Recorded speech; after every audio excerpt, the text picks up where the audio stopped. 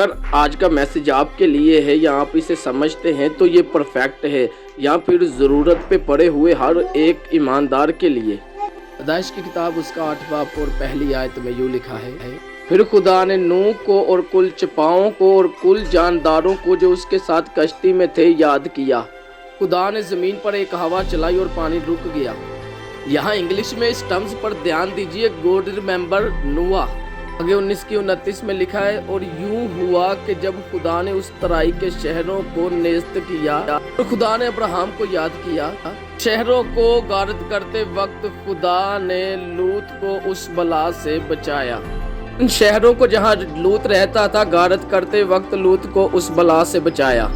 यहाँ इंग्लिश में इस टर्म्स पर ध्यान दीजिए, गॉड रिमेंबर अब्राहम।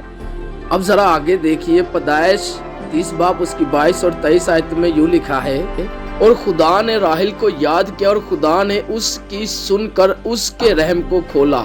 जरा नीचे इंग्लिश में ध्यान दीजिए, लिखा है गॉड रिमेंबर रेचल। खुदा ने राहिल की सुनी और उसे एक बेटा दिया। आगे देखिए खरूज की किताब में क्या लिखा है, 2 बाब उसकी 24 आयत में, और खुदा ने उनका कहराना सुना और खुदा ने अपने अहद को जो अब्राहम, इसहाक और याकूब के साथ था याद किया। जरा इंग्लिश में इस टर्म्स पर ध्यान दीजिए, गॉड रिमेंबर गवर्निंग। अब यहाँ पर चाहे नूह हो या अब्राहम हो या हो राहिल, एक वक्त आया जब खुदा ने उनको अपने हजूर में याद फरमाया। इंग्लिश का टर्म्स हम पढ़ ही चुके हैं, गॉड रिमेंबर डन। इसका मतलब ये है कि एक वक्त आया जब खुदा ने इनको याद किया। दरअसल इस बात को इस तरह दर्ज इसलिए करवाया गया है ताकि हम और आप इस बात को समझें। एक वक्त आता है जब खुदा उनको याद करता है जो जमीन पर उसकी दुहाई देते हैं, कि चाहे 100 तन ताने मार रही हो या फिर किसी ईमानदार ने किसी के लिए दुआ की हो। जैसा कि लूत के केस में हुआ, वैसे ऐसा कुछ नहीं है कि खुदा कुछ भूल रहे हो और उन्हें याद ना आया। इसे हेब्रेज़न कहते हैं, यानी कि बात करने का इब्रानी तरीका है ये। खुदा इन सब जगहों में बीच में आए, खुदा ने इंटरफेयर किया। इसका सीधा सा मतलब ये है कि खुदा ने हरकत की, ख़ास तौर उस इंसान के लिए जिसका जिक्र किया गया है। इन सब बातों में जो बातें रास्तबाज ने कही, फिर खुदा ने एक खास कदम भी उठाया है। यही है इस बात का मतलब, यही मतलब है गॉड रिमेंबर का।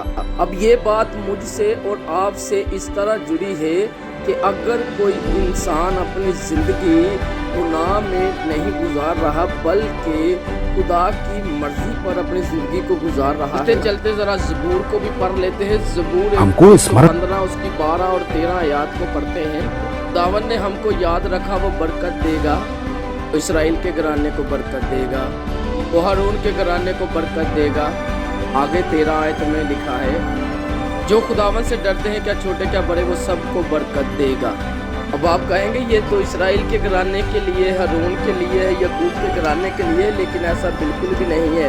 आगे क्या लिखा है 13 आयत में, क्या छोटे क्या बड़े, वो सबको बरकत देगा। यानी कि मैं और आप, हम सब जो खुदा यीशु पर ईमान रखते हैं, हमें बरकत देगा।